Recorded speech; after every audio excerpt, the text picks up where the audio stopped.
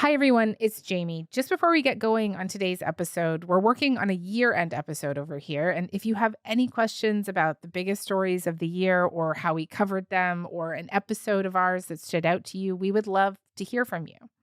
Maybe you're interested in hearing an update from a guest that we've featured. Maybe you've got a question about how we put an episode together or any behind the scenes machinations of how we put the show together each week. You can send them to frontburner@cbc.ca. Okay, here's the show.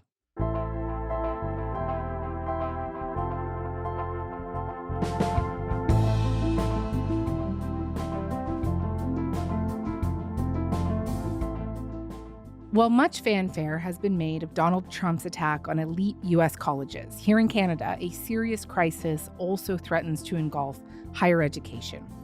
Universities face financial pressures and a palpable dip in public confidence. My guest today has taken a long look at the out-of-fashion principle of institutional neutrality.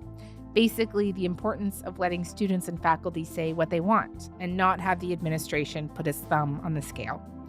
And in that, he sees a whole world of problems facing higher learning today, from public and political support to an ongoing court case.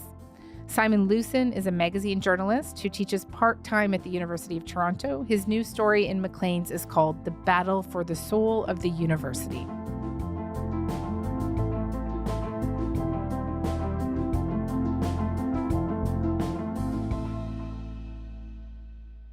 Simon, hey, it's great to have you back onto the podcast. It's great to be back on. I'm really so pleased you're here. I've been wanting to bring you on to talk about this piece that you wrote for a while now. So before we get into the legal fight, let's start with this guy named Andrew Irvine, a philosophy professor at the University of British Columbia's Okanagan campus, and just paint me a picture of what kind of academic he is. I would describe Irving as a sort of traditional, classical liberal, very principles based in his way of thinking, and very drawn to sort of renegade thinkers.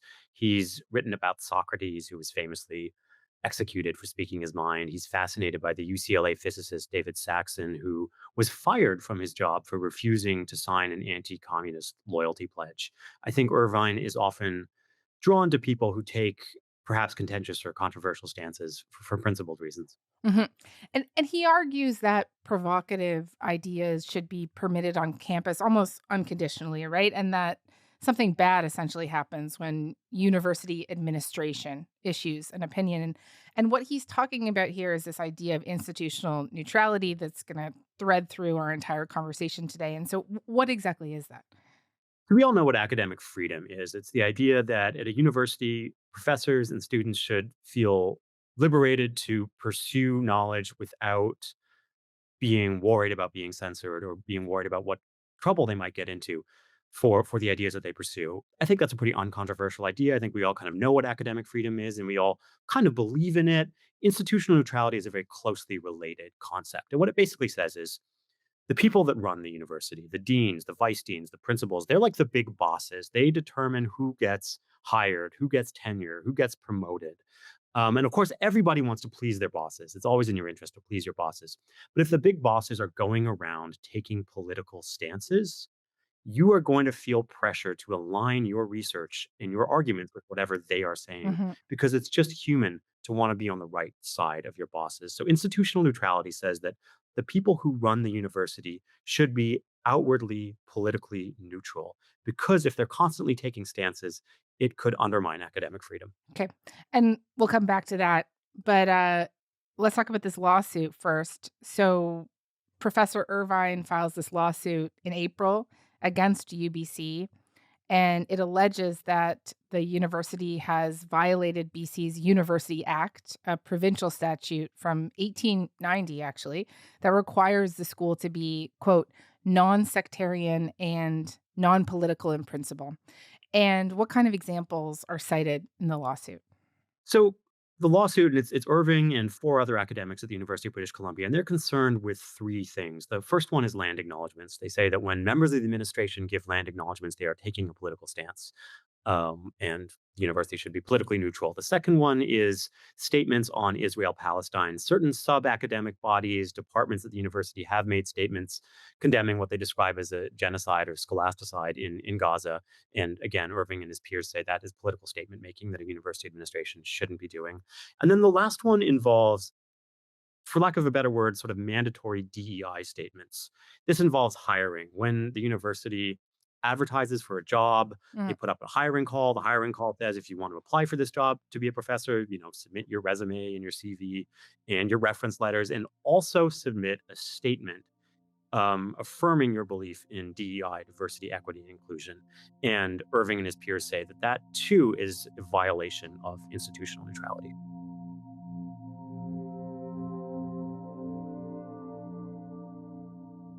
And let's go through some of the responses to the lawsuit. Let's start with UBC. We reached out to them this week, and according to a spokesperson, the university is not commenting since the matter is before the courts. But have they filed a response to the lawsuit yet? We don't know what UBC's response is going to be, but almost certainly it's going to have to do with interpretation of the University Act. What is the University Act saying when it says that universities should be non-sectarian and non-political? UBC is almost certainly going to argue that the courts should define that act narrowly. Non-sectarian and non-political just means not associated with a formal religious organization, Hmm. not associated with a formal political party. But it doesn't say anything about land acknowledgements or DEI. When we're talking about reactions here, what about outside the university? This is where reactions have been strongest. The BCCLA, the BC Civil Liberties Association, has declined to support Irving and his peers. They actually think that this is a perverse interpretation of academic neutrality. They say Irving and his peers claim that they are free speech warriors defending free speech, but actually what they're doing is they're effectively silencing university administrators. Mm. And silencing people is the opposite of free speech, according to the BCCLA. The most impassioned responses have come from Indigenous communities. The University of British Columbia is on the former territory of the Musqueam people. Its satellite Okanagan campus is on the former territory of the Silja Okanagan Nation. So you can imagine that anything that seems to be critiquing or attacking land acknowledgements cuts pretty deep. And a lot of people leaders within the Indigenous community are, first of all, they're interpreting this lawsuit as an attack on land acknowledgements. And they're saying that an attack on land acknowledgements is an attack on the very notion of Indigenous sovereignty. So as you can imagine, they're not very happy with this lawsuit. Okay. And just to ask you straight, have there been criticism that this lawsuit is politically motivated itself? Absolutely, there have. Another criticism that's out there is that, Irving and his peers, they talk a big game about neutrality, but when you actually look at the specific issues they're interested in, they all have a kind of conservative coded bent. So people are saying, is this really about neutrality, or is this lawsuit sort of a Trojan horse for conservative politics?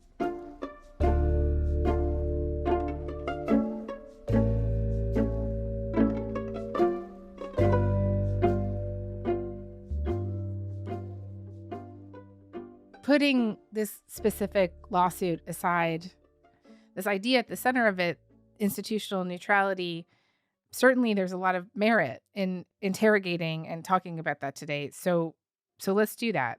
I know that this idea really started to take hold in the 1960s, right? With a guy named Harry Calvin Jr., a law professor at the University of Chicago. And just tell me more about that.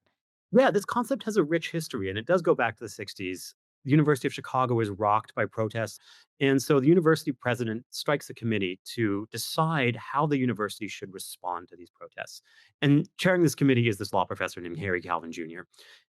And to the question of how should the university respond to the protesters, Calvin says they shouldn't respond. In his words, the university is the home and sponsor of the critics. It is not itself the critic.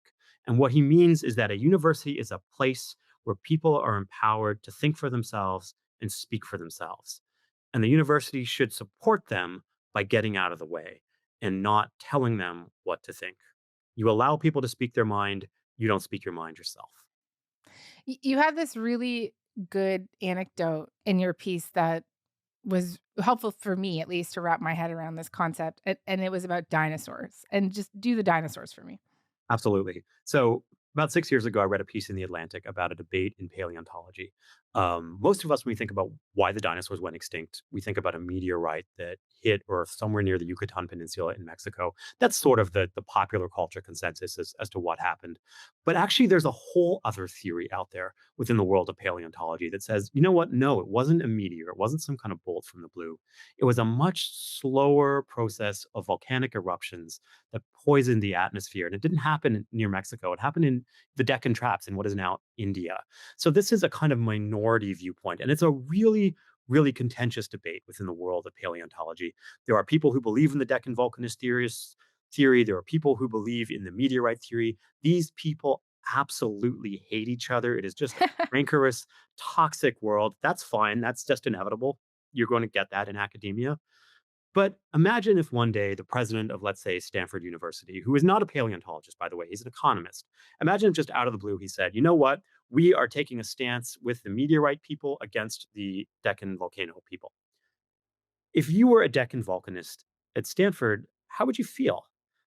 If you had tenure, okay, that's nice. You don't have to worry about job security, but you're still worrying about promotions. You're still worrying about raises. If you don't have tenure, if you're one of a large number of vulnerable academics looking for one of a very vanishingly few number of full-time jobs, are you really going to stick to your guns on Deccan volcanism, even if doing so is going to get you on the wrong side of your boss? Mhm. Probably not. Probably you're going to want to keep your boss happy, which means you're going to feel an incentive to self censor. And self censorship is something that academics are never supposed to do.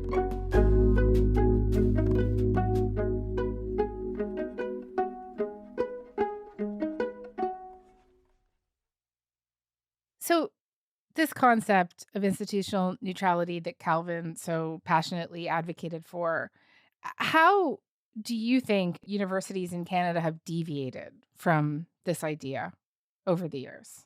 This idea was sort of a North Star, was a kind of guiding principle in the 70s and 80s. And I think it's really decayed over the last 2 decades. It's become sort of normal now for university administrations to make statements on all kinds of issues: climate change, ending colonialism, support for Ukraine.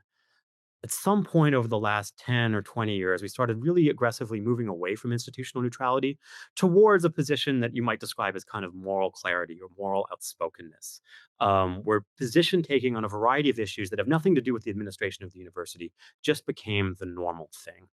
And that all really comes to a head in 2023.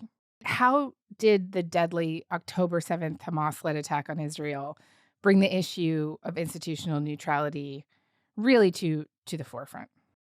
So here's the thing with institutional position taking: it's easiest to do when you kind of know what the consensus position is. It's not terribly hard to make a statement, for instance, on Ukraine, if you have a sense that most people at your university probably agree with you. That statement may be alienating to a small minority of people on campus, but by and large, you're articulating the majority viewpoint. So, how much dysfunction is that really going to cause on campus? But what happens if an issue comes along where there simply isn't a consensus? Mhm, Well, that happened, and it happened on October 7th, 2023. We have the deadly attack, and immediately universities feel pressure to respond. mhm. If you have made statements on a variety of different topics in the past 10 years, you can't suddenly remain silent about the mass murder of Jews. But of course, there's pressure not only to respond, but there's pressure to contextualize their response. And this raises the question: what is the correct context? And if you look on campus, you'll see that there is no consensus as to what the correct context is. One school of thought says, well, the correct context is the larger geopolitical situation in Israel. People who hold this opinion, they don't necessarily condone the violence of October 7th, but they see it as part of a larger legacy of violence in which Israel has been a participant. So if you're going to talk about Hamas, you should talk about Israel too. Other people say, yes, you have to talk about the context, but Mhm. that's not the context. The correct context is the rise of murderous anti Semitism around the world. French Jews slashed with machetes or thrown from balconies, American Jews gunned down at synagogue. So, university presidents, when they're making their statements, they face an impossible choice. If they play down Israel's apparent complicity in the violence, they're going to be accused of ignoring and, through their silence, condoning colonialism itself. If, on the other hand, they play up Israel's alleged complicity, they're going to be accused of rehashing an ancient anti Semitic trope whereby Jews are held responsible for the violence perpetrated against them. Whatever choice they make, they're going to make some people on campus very, very angry. Simon, just to push back on what we've been discussing today, what do you say to those who argue that universities should be taking stances on these issues, that the administrations should be doing this? Because universities are inherently political. The pursuit of knowledge, they might argue, is progressive in nature, and that experts have a duty to speak truth to power, to fight for justice. And so, what is the strongest argument against institutional neutrality that you've come across in your reporting? I think there are two. One is that there is no such thing as neutrality, that there's no kind of perfect state of neutrality that human beings can just sort of naturally enter. And I'll be honest, I actually agree with that. I don't think there's some kind of Zen light state of neutrality that I can just will myself into or that any of us can will ourselves into.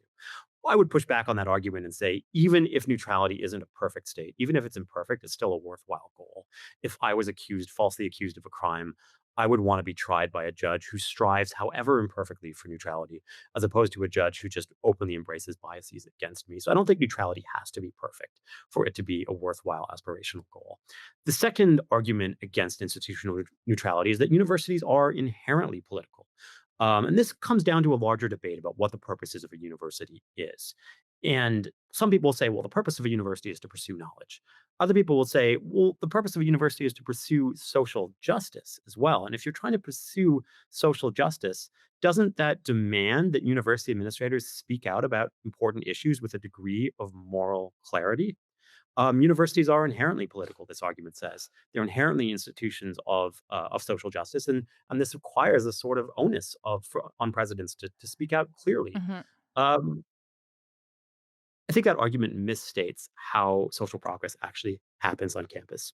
When a big news story breaks and a university administrator consults with their PR team and comes up with a lacquered, careful response, is that really social justice? I don't really think so. I think really social progress happens. It's downstream from other things that academics do. It's downstream from the research, the data collection, the painstaking efforts to try and understand things untainted by partisan bias. So when we talk about social justice on campus, I think that's really downstream from other work that intellectuals do. And I think that if universities care about this work, the administrators, the best thing they can do is get out of the way and let academics actually do it.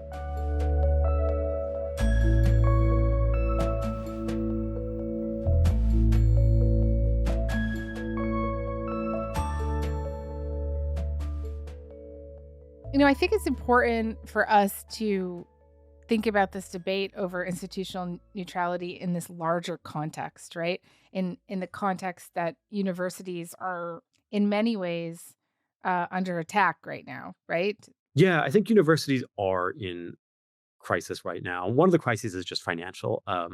The Canadian government has limited the number of international students who can come to Canada. International students were the main source of sort of swing money in the university system. Without them, the balance sheets in a lot of universities are in really bad shape. But bigger than that, I think there's a kind of crisis of public legitimacy. I think there is a growing sort of distrust of the academy. And there is data on this. There is data showing that Canadians hold university in lower esteem than they used to. But where I think you really see this phenomenon is in the political arena. And I can think of so many different politicians who are pretty openly attacking the university system. Pierre Poilievre, the leader of the opposition, has threatened to defund universities unless, and these are his words, they end the imposition of woke ideology. Daniel Smith, the Premier of Alberta, has made very similar statements. Tim Houston, the Premier of Nova Scotia, has said that he's threatening to defund schools in that province unless they align their research priorities with the priorities of the provincial government. And you can say, well, the problem here is just that politicians have decided they want to attack universities. Mm. Obviously, the problem is politicians, not universities. But the reality is that politics is always downstream from public opinions. And if politicians have decided that it's worthwhile to attack universities, it's because they think that voters want what they're selling. It's because they think there's a market for sort of anti-university policies. And I think you have to just face the fact that this is a crisis of public legitimacy. Politicians would not be going after universities if there wasn't some kind of larger crisis of public legitimacy. And part of that crisis in public legitimacy is this growing sense that universities are not really neutral arbiters anymore, but are much more sort of openly politicized institutions. Before we say goodbye today, I do want to circle back to the lawsuit against the University of British Columbia. And do you think that it will succeed? If I was betting on this, I would probably bet against this lawsuit succeeding. I think in general, judges are disinclined to micromanage the affairs of an independent university. UBC is going to make a strong argument for why the courts should interpret the University Act narrowly. Mhm. I think UBC in their arguments is going to give judges a way out of doing something that they probably don't want to do, which is micromanage a university. There are other problems with the lawsuit, which I get into in my piece, but I'm broadly pessimistic about its odds in court. But I do appreciate the larger conversation that it has sparked because I think these issues of institutional neutrality are well worth thinking about and well worth talking about. Yeah, I'm really glad we got to do this today. Simon, thank you for this. Thank you so much, Jamie. It's great to be on the show.